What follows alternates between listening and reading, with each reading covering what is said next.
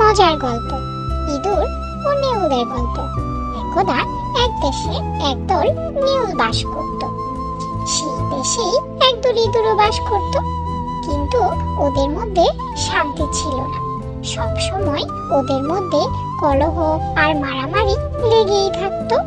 মারামারিতে প্রায় ইঁদুরের দল নেউলদের দলের কাছে হেরে ভূত হতো।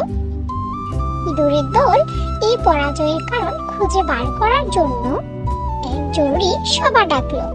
সেই সভায় ছোট বড়, প্রবীণ ও অভিজ্ঞ সব ইঁদুরই উপস্থিত ছিল। অবশেষে সবাই স্থির সিদ্ধান্ত হলো, তাদের দলে কোনো সর্দার নেই বলে তাদের বারবার হেরে যেতে হচ্ছে। এই সভাতে কয়েকজন জোয়ান তাগড়া ইঁদুরকে তাদের দলকে বিভিন্ন ভাগে ভাগ করে সেই ভাগের সর্দার নির্বাচন করা হলো।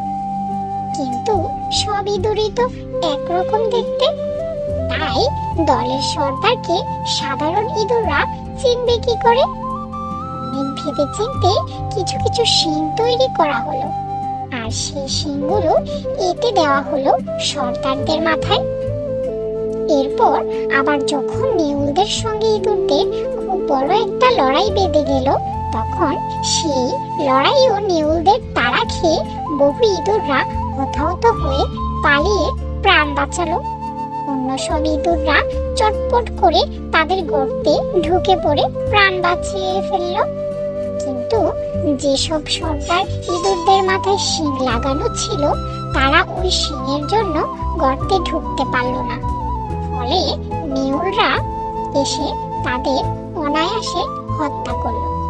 শিক্ষা: নিজেদের ক্ষমতা সম্পর্কে অতি উচ্চ ধারণা বিপদ ডেকে। Subscribe my channel.